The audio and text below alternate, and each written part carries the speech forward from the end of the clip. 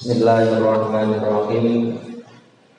Qala al-musannif rahimahullahu ta'ala wa nafa'ana bihi wa bihi fid dharain amin. Al-hadisu utawi hadis al-awwalu kang kawitan iku an amirul mukminina dan riwayatake saking amirul mukminin Abi Hafsin rupane Abu Hafs. Abu Hafsin itu merupakan alam kunyah daripada Umar bin Khattab. Umar bin Khattab rupane Umar bin Khattab radhiyallahu ta'ala. Qala dawuh sapa Umar. Sami'tu ngrungu sapa ingsun.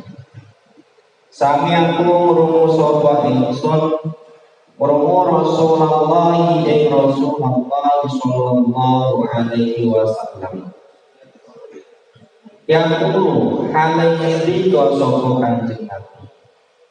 Yang kulo hale ngendika sapa Kanjeng Nabi rupane innamal a'malu binniyat wa innama likulli imri'in ma nawa. Innamal a'malu angin pemestine utawi piro-piro amal. Innamal a'malu angin pemestine utawi piro-piro amal iku biniyati hasil kelawan piro-piro niat. Iku biniyati hasil kelawan piro-piro niat. Wa innama likulli imri'in lan angin pamestine iku tetep kedue saben wong suwiji. Wa innama likulli imri'in lan angin pamestine iku tetep kedue saben wong suwiji ma utawi perkara nawakan niat sapa imri'in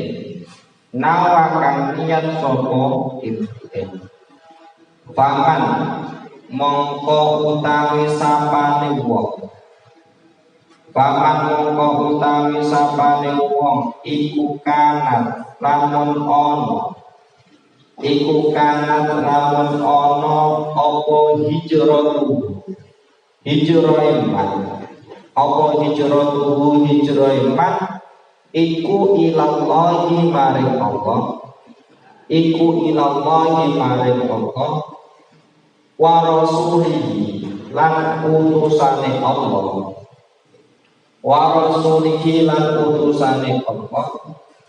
fa hijratu mongko utawi hijrah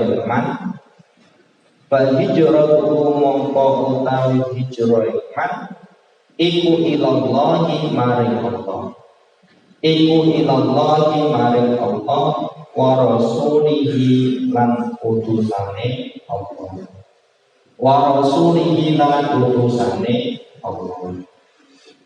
wa man lan utawi sapane wong kanat iku lamun ana apa hijratuhu hijrah iman iku lidunya krana arahe dunya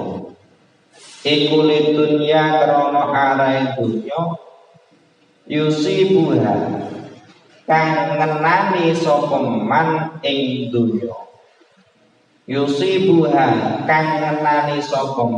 ing dunya kawin meroatin utawa krana wong wadon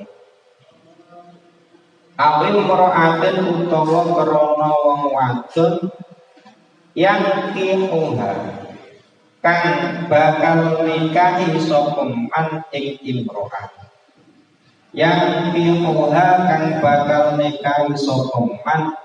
imro'ah fa hijratuhu mongko utawi hijrah iman Fa hijratuhu mongko utawi hijrah man iku ilama maring perkara.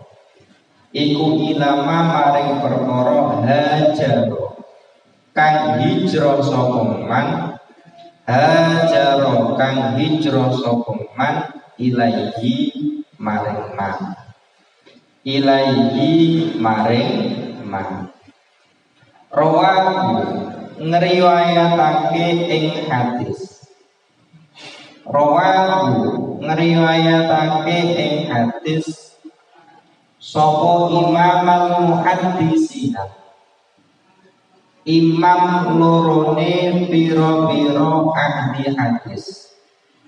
Sapa imam al-muhaddisina, imam lorone piro-piro ahli hadis. Abu Abdillah rupane Abu Abdillah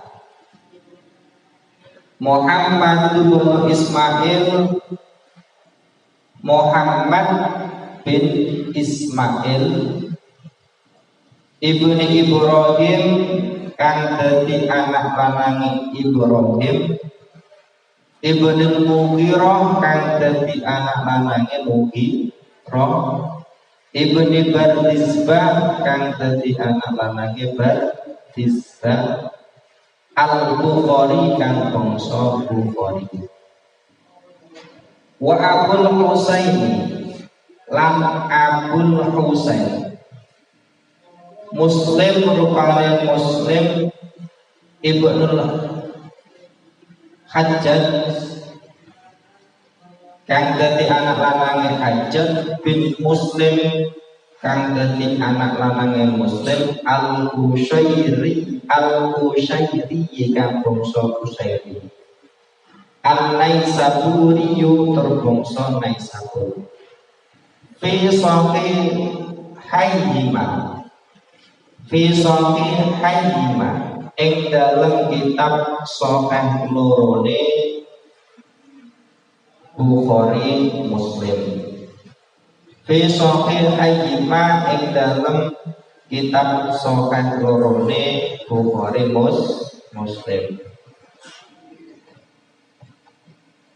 Alladaini rupane sahihaini, alladaini rupane sahihaini, huma kang utawi alladaini, huma kang utawi alladaini iku asoful kutubi, iku asoful kutubi luweh sokahe piro-piro kitab. Iku asoful kutubi luweh sokahe piro-piro kitab.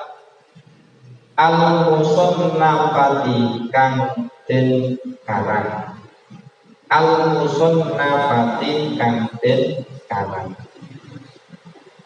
Al-Hadisul awal an Amirul Mukminin Abi Hafsin Umar bin Khattab radhiyallahu ta'ala anhu. Hadis yang pertama daripada hadis Arba'in Nawawi, daripada 40 hadis yang dikumpulkan oleh siapa? Imam Nawawi, terkenal dengan Arba'in Nawawi. Itu adalah membahas tentang niat. Yang mana yang meriwayatkan ini diriwayatkan dari Amirul Mukminin. Amirul Mukminin itu adalah sebuah gelar yang dipakai oleh Sayyidina Umar bin Khattab. Terusnya biyen ceritane setelah Kanjeng Nabi wafat niku penggantinya adalah sinten? Sayyidina Abu Bakar. Nah, ketika masa Sayyidina Abu Bakar ini terkenal dengan sebutan Khalifah. Setelah Sayyidina Abu Bakar, maka setelah wafat kepemimpinan berada di tangan siapa? Umar bin Khattab. Nah, ketika waktu itu Sayyidina Umar bin Khattab oleh masyarakat akan dipanggil dengan sebutan Khalifatur Rasul, pengganti Rasul. Tapi Sayyidina Umar niki boten kersa.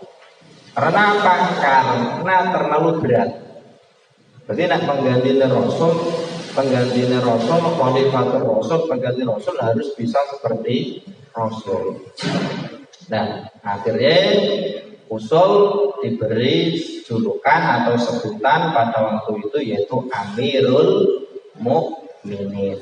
Akhirnya untuk masa Sayyidina Umar bin Khattab, seorang pemimpin tersebut diberi gelar Amirul Mukminin. Kalau di Indonesia berarti presiden. Terus Abi Hafsin, Amirul Mukminin itu kan artinya pemimpinnya biro-biro wong kang iman.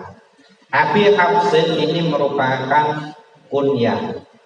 Kunyah itu wong Arab niku paling demen disebut bapak karena apa sebuah penghormatan. Makanya nanti Arab itu kan sing diunggulno bin anake bin karo bin. Dan Umar bin Khattab, Umar niki asmone. Umar bin Khattab radhiyallahu anhu. Ini beliau mendengar dari Rasulullah sallallahu alaihi wasallam bahwa Rasulullah itu pernah dawuh innamal a'malu binniyat.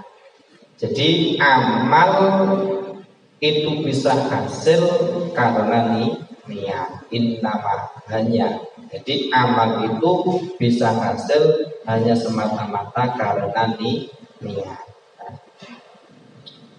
Ila akhiri wa innama likulli imri'in ma nawa faman kana hijratuhu ila Allah wa rasulihi sampai seterusnya. Hadis ini yang jelas, hadis ini menunjukkan bahwasanya barometer untuk meluruskan amal perbuatan. Jadi untuk hadis ini itu menjadi barometer atau menjadi ukuran kita, menjadi patokan kita untuk apa? Meluruskan amal perbuatan kita. Maka dari itu fahaitsu soluhat an-niyat soluhal al-amal. Ketika seseorang itu niatnya baik, maka soluhal amal, maka perbuatannya juga akan baik. Jadi terkini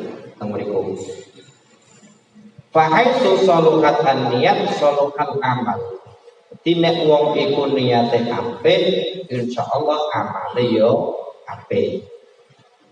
Wa haitsu fasadul amal. Sebaliknya, kalau niatnya ini sudah rusak, yo fasadul amal, maka perbuatannya juga akan rusak. Nah, ini perlu diketahui titik tekannya ada di situ.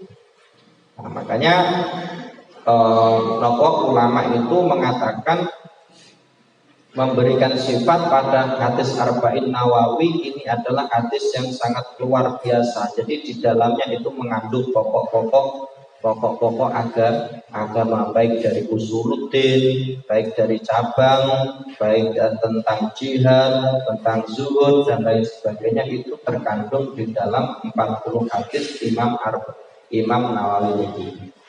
Nah, makanya ada yang memberikan sifat maupun hadis innamal a'malu binniyat ini merupakan sepertiga daripada Islam.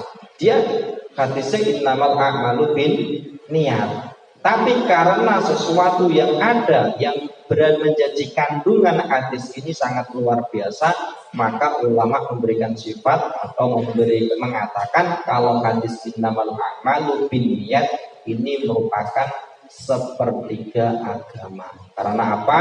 Karena ketika kita beribadah itu ada kalanya berupa urusan hati, terus kedua perkataan, yang ketiga adalah perbuatan. Sedangkan niat ini adalah salah satu daripada ketiga tersebut. Makanya hadis ini termasuk pokok atau sepertiga daripada agama atau daripada Islam, daripada agama tersebut. Nah, dari itu bisa kita ketahui ternyata penting banget hadis yang dikumpulkan oleh siapa? Imam Nawawi. Itu Arba'in Nawawi, terkenal Arba'in Nawawi karena Nawawi ini adalah yang mengumpulkannya, yaitu siapa? Imam Nawawi. Ini perlu kita ketahui. Terus ketika kita lihat secara detailnya, innamal a'malu binniyat, ini yang dimaksud adalah amal-amal yang berupa taat kepada Allah Subhanahu wa ta'ala. Maksudnya ngeten, wong ngibadah perbuatane iki kan tergantung niate. Lah sing dimaksud iki ngamal-ngamal sing piye, yaitu amal-amal yang amal itu merupakan ibadah taat kepada Allah, bukan ibadah yang mubah. Jadi di situ maksudnya innamal a'malu binniyat, ibadah itu tergantung niatnya. Ini adalah ibadah yang berupa taat kepada Allah, bukan ibadah perkara sing mubah. Nah, sehingga innamal a'malu binniyat, hadis innamal a'malu itu di dalamnya mencakup apa? Bisa dimaksud sae ngamal iku mau, utawa ngamal iki dianggap bener nek niate bener. Terus ngamal iku iso ditampa nek memang niate bener. Terus yang berikutnya ngamal iku iso sempurna nek memang ana niat. Jadi ada beberapa yang mengartikan kandungan daripada hadis tersebut, apa ngamal iku sah nek memang enek niate, nek memang niate iki bener. Ana sing mengatakan nek wong itu mau pengen ngamal ben ditampa ya kudu diniati. Ada yang memberikan penafsiran, ada yang berpendapat kalau innamal a'malu atau amal-amal itu diterima, apa amal-amal itu akan, bukan amal itu diterima tapi sempurnanya amal. Jadi innamal a'malu angin pemestine utawi sempurnane amal. Iku nek sing dimaksud menafsiri kesempurnaan, niat sebagai kesempurnaan. Tapi nek sing menafsiri amal diterima innama tasihku, ngamal iku sah nek memang ngamal iku mau disertai dengan niat. Berbeda dari keadaan tersebut, ini perlu kita ketahui. Itu adalah ketika kita mau melaksanakan amal. Maka dikecualikan dari kita mengamalkan sebuah perbuatan tersebut, yaitu ketika seseorang ini meninggalkan perbuatan. Contohnya ada orang yang menghilangkan najis terus memberikan hidayah, maka saat amal itu orang tersebut mendapat pahala itu kalau memang ketika dia memberikan, ketika dia melaksanakan menghilangkan najis ini dengan niat, disertai niat ibadah. Nah, sing berikutnya kita butuh ngerti, ketika innamal a'malu binniyat berarti kita tidak boleh melupakan yang namanya niat. Sebenarnya niat itu apa? Niat menurut bahasa itu adalah al-qasdu, menyengaja. Itu niat menurut bahasa. Tapi kalau niat menurut syariat yaitu qasdu syai'i muqtaronan bi fi'lihi, menyengaja melakukan sesuatu yang disertai dengan mengerjakan tersebut. Aku niat arep ngaji, yo langsung ngaji. Pas ngaji mau niat arep wudu, berarti pas niat yo pas wudu niku mau. Nek wong kok niat dhisik terus ora disertai dengan pekerjaan tersebut, maka ini dinamakan azm. Enek niat, enek azm. Nek niat, ketika niat dia langsung melakukan pekerjaan. Tapi nek azm dekne lagi niat dhisik tapi tidak disertai dengan pekerjaan. Nah, tujuan disyariatkannya niat itu ngerti ya? Karena ini adalah pokok, karena ini adalah penting. Kenapa niat itu disyariatkan? Ini karena ada dua hal. Yang pertama, disyariatkannya niat ini untuk membedakan antara kebiasaan dan ibadah. Kan itu ngerti? Jadi disyariatkannya niat ini untuk membedakan antara kebiasaan dan ibadah. Itu yang pertama. Yang kedua itu adalah untuk membedakan derajat ibadah yang satu dengan ibadah yang lain. Yang satu tadi membedakan antara kebiasaan atau adat kebiasaan kita dengan ibadah. Yang kedua membedakan derajat atau tingkatan ibadah satu dengan ibadah yang lain.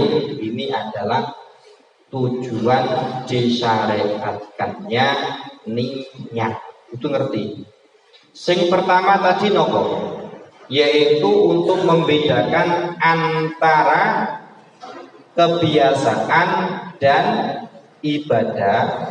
Contohnya, misalul awalu al-julusu fil masjid. Contoh yang pertama yaitu mau tadi apa? Membedakan antara kebiasaan dengan ibadah, yaitu duduk di dalam masjid. Duduk di dalam masjid ini yang bisa membedakan hanyalah niatnya. Ana wong lungguh ning masjid, ndekne diniati istirahat, terus pokoknya lungguh nyantai.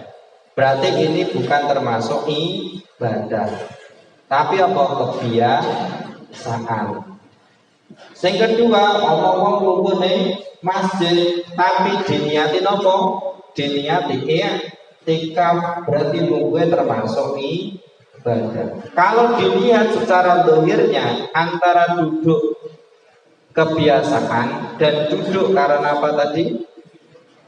Karena diniati i'tikaf, ini duduknya kan podo, tapi sing satu tidak bernilai ibadah, yang satu bernilai ibadah. Iku tuh ngerti.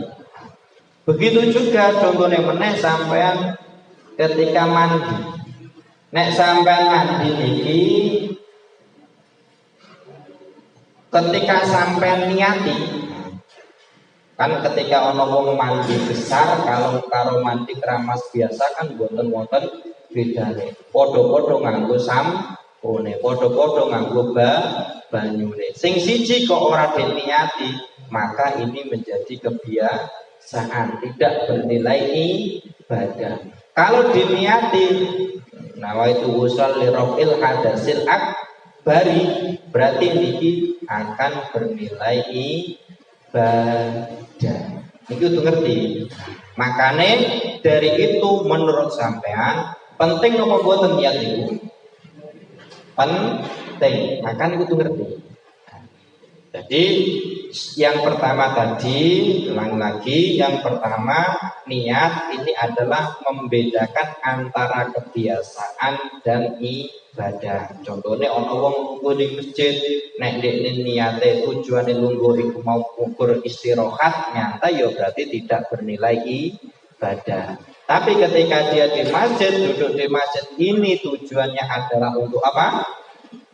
Untuk itikaf, maka itu akan bernilai ibadah. Begitu juga ketika seseorang ini mandi, kok diniati maka bernilai ibadah. Nek orang diniati menjadi kebiasaan. Itu yang pertama. Jadi membedakan antara ibadah dan kebiasaan. Pak, kok menjadi kebiasaan? Iya, umumnya wong iku mandi 2 kali sehari. Sampai mandi berapa kali sehari?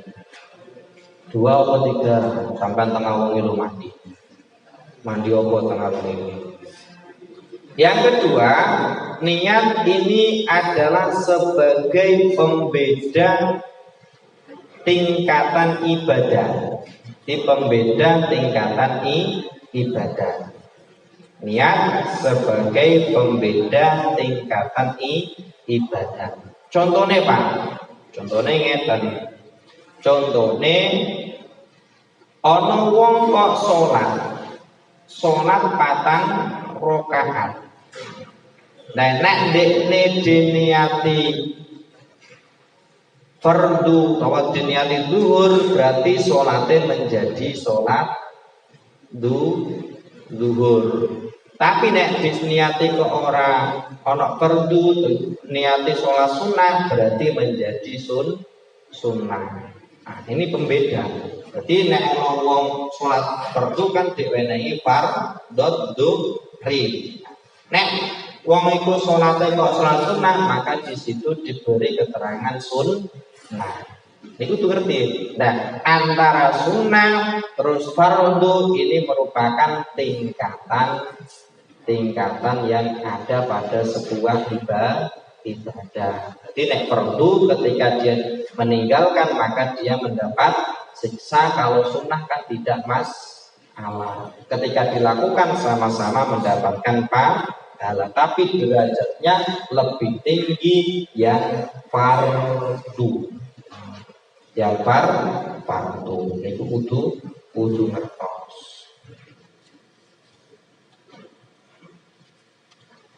Wa innamal a'malu bin niat. Wa innamal likulli imri'in ma nawa. Saiki wong iku akan mendapatkan sesuatu sesuai dengan yang diniatkan. Maksudnya ngeten, nek sampean niate apik, insyaallah entuke yo apik. Nek sampean niate elek yo dadine elek. Seperti tadi, niat itu nek niate apik maka dia akan menjadi baik. Nek niate elek dadine yo elek. Karena apa? Keinginannya seperti itu. Nah, faman kanat, ini ada sebuah contoh. Faman kanat hijratuhu ilallahi wa rasulihi wa hijratuhu ilallahi wa rasulihi. Seseorang yang hijrahnya dia meninggalkan dari satu tempat berpindah ke tempat yang lain, atau meninggalkan tempat asalnya, atau meninggalkan kemungkaran. Nah, dia tujuannya adalah untuk hijrah kepada Allah, menuju kepada Allah. Dia meninggalkan tadi tujuannya adalah supaya karena Allah, meninggalkannya karena niatnya karena Allah dan karena Rasulnya, maka perbuatannya tadi, yaitu hijrahnya tadi, itu sampai kepada Allah dan Rasulnya. Contohnya ngeten, sampai ngaji niki iso didelok. Meskipun podo-podo ngaji, tapi boten saged secara batine iki ora iso dikatakan sama. Enek kalane sing siji ngaji memang bener-bener pengen memahami syariat Allah. Ana sing ngaji iki wis pokoke daripada neng kamar ora melu kegiatan, luwih apik melu kegiatan. Nah, iki tergantung pada niatnya. Nek niatnya bener, Nah, niatnya benar, maka dia akan mendapat balasan atau akan sampai kepada Allah dan Rasulnya. Nek niatnya salah, ya orang sampai. Faman kanat hijratuhu ila Allahi wa rasulihi fa hijratuhu ila Allahi wa rasulihi. Terus yang kedua, wa man kanat hijratuhu lidunya yusibuha.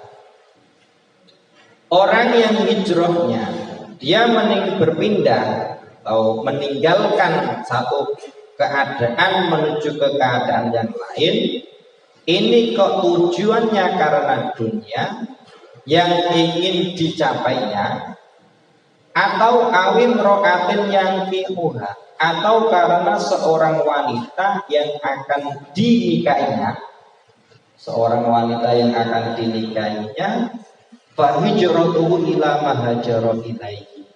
Maka sebagai jawabnya, maka hijrahnya itu adalah sesuai dengan apa yang diinginkannya, yang diniatkannya tadi. Iki sing repot, ojo sampai. Nek wong iki mau kok hijrah iki krana donya sing arep didapatkan, atau seorang wanita yang akan dinikahi, maka yang dia dapat yaitu nek hijrah krana dunya, maka sing dientuk dunya kuwi mau. Nek hijrah krana seorang perempuan, ya maka yang akan didapat adalah perempuan tersebut saja tanpa ada pahala. Maksudnya pripun? Maksudnya ngeten. Umpama sampean niki wae hijrah atau pindah tempat. Nah, pindah dari rumah ke masjid, dari griya mara ning gone pondok. Nek sampean niate iku mau ben ning pondok engko setiap bulan ben diwenehi sangu wong tuwa. Terus sing kedua ben ora diseneni, maka sing dientuk yo kuwi tok, ora oleh pahala. Utawa aku tak ngaji sing tenanan cah, sok iku ana Pak Lurah anake ayu. Wonge sing wedok iki beautiful. Cantik banget, cantik jelita. Pen aku ngaji, engko diwenehi bentuk cahku kuwi. Maka nanti umpama memang dia selesai ngaji ora entuk apa-apa, mbok cawe wedokku kuwi. Iku mawon ya nek entuk. Nek wis dijupuk tahliya, pernah ya rugi. Beda nek sing keadaan awal tadi. Kalau keadaan awal tadi adalah dia hijrahnya karena Allah dan Rasulnya. Pokoknya penting mondok, niat goleh ilmu, murid-murid agamane pangeran. Nek wis kaya ini ki, andaikan nanti kok ternyata dunia juga hadir, terus kok lulus kok pondok langsung ditawani wong dikongkon rabi anake sing wayu. Iki yos meskipun dekne entuk bondo ya sugih, terus yang kedua entuk cawe entuk sing ayu, tetep isa entuk pahala. Karena apa? Karena niatnya adalah ilallah wa rasul, niatnya kepada Allah dan Rasul. Ini kudu ngerti.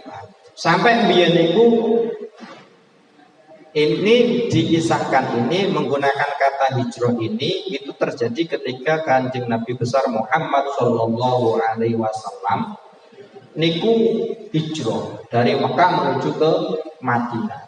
Maka di situ ada yang namanya kaum Muhajirin, ada yang namanya kaum Ansor. Dan ketika waktu itu, ketika sahabat Kanjeng Nabi yang ada di Mekah ini kan ditekan oleh kafir Quraisy.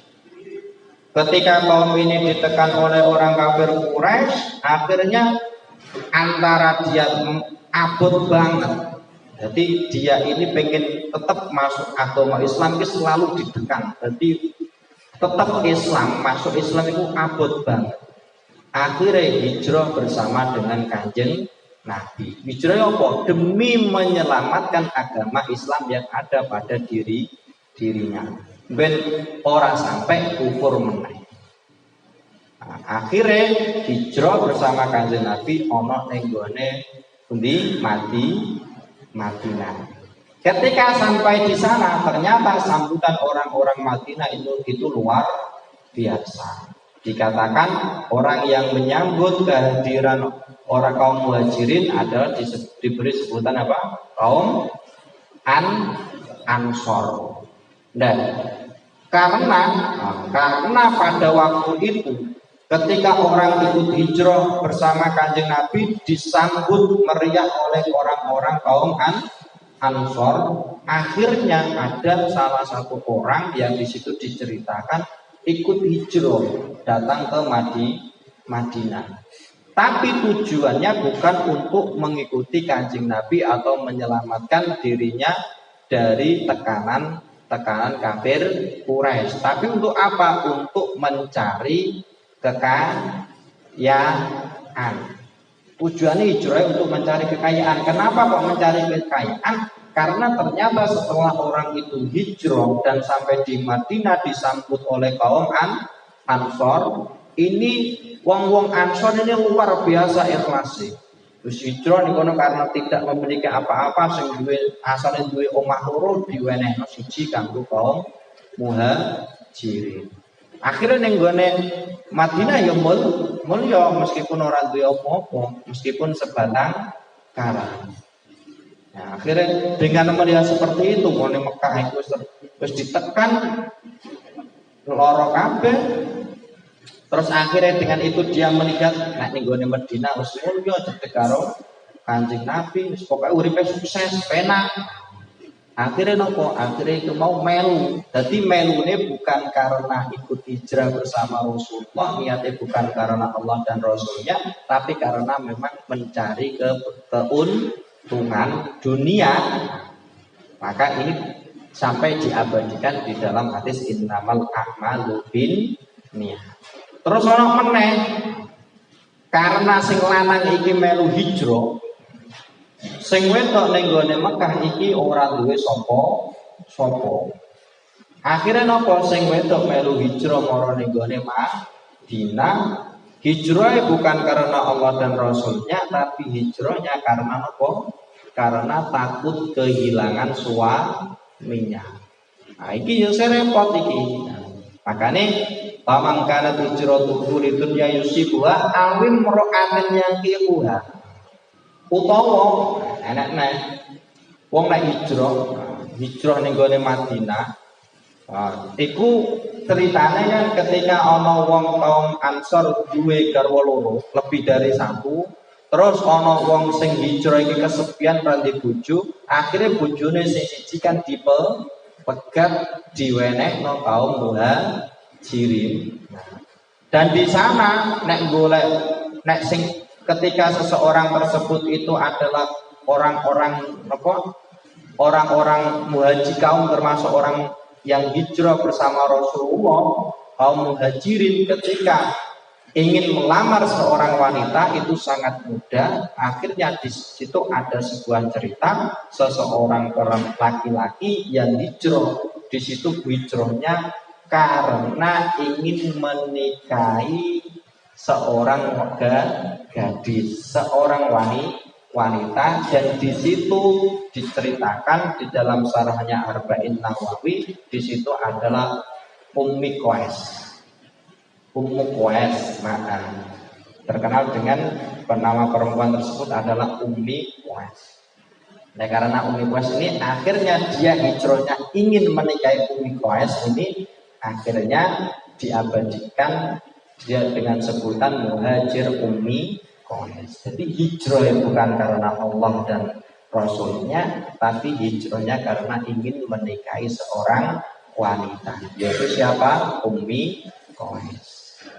Nah, niku ceritane faman kanat hijratuhu di dunya yusibuha awim ra'atin yang ibuha fa hijratuhu ilama hajaro ilaihi. Iku ceritane contoh daripada pentingnya niat.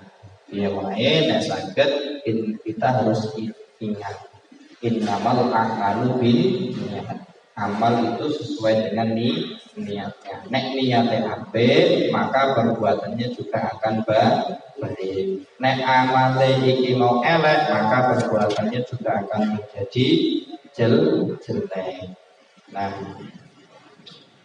maka dari situ kita harus benar-benar noto niat kita sampai diabadikan. Setiap hadis ini termasuk hadis yang luar biasa. Setiap ngarang kita rata-rata mesti diingatkan dengan innamal a'malu binniyat. Karena apa ya kuwi mau? Karena annan niyata mi'yarus tasfiqil a'mal. Jadi niat itu menjadi barometer meluruskan amal perbuatan. Jadi tolong ukure untuk meluruskan amal perbuatan barometer ini menggunakan niat. Fa'aitu solukan an-niat solukan amal. Ketika niat ini mau apik, maka amal yang akan keluar juga baik. Wa'aitu fasadal amal. Maka ketika niat ini mau rusak, maka amalnya juga akan rusak. Itu kita cekel. Makanya orang-orang alim, ulama itu memberikan sifat kalau hadis ini adalah sulusutil, seperbudak ada agama. Jadi itu cekel karena apa? Itu mau agama ini kan dengan hati, dengan perkataan, dan yang ketiga adalah dengan perbuatan. Nah, ini yang harus kita gondeli. Jadi ning gone ati diniati sing apik, mengko diucapno yo apik, nanti perbuatane yo apik. Tapi ning ati niate wis elek, perkataannya juga akan jelek, amal perbuatannya juga akan jelek. Itu mengenai tentang hadis yang pertama. Maka yang terakhir, sebisa mungkin ketika kita akan melakukan sesuatu, ketika kita memikirkan sesuatu untuk melaksanakan suatu aktivitas, pikirkanlah dulu amal. Pikirkan dulu nopo niatnya. Niatnya toto supaya apa yang kita laksanakan, apa yang menjadi kegiatan kita, apa yang menjadi aktivitas kita ini bernilai ibadah di hadapan Allah Subhanahu wa Ta'ala. Hadis ini diriwayatkan oleh siapa? Bukhari, Muslim. Di dalam kitab Sahihnya, termasuk kitab karangan sing paling sahih ya karangane Imam Bukhari kali Imam Muslim, karena memiliki persyaratan yang sangat ketat, persyaratannya luar biasa. Al-Hadisus Sani wallahu a'lam bishawab. Al-Fatihah. Bismillahirrahmanirrahim. Wal 'asri innal insana lafi khusr illa alladziina aamanu wa 'amilus shalihati wa tawassaw bil haqqi wa tawassaw bis sabr. Rabbana atina fid dunya hasanah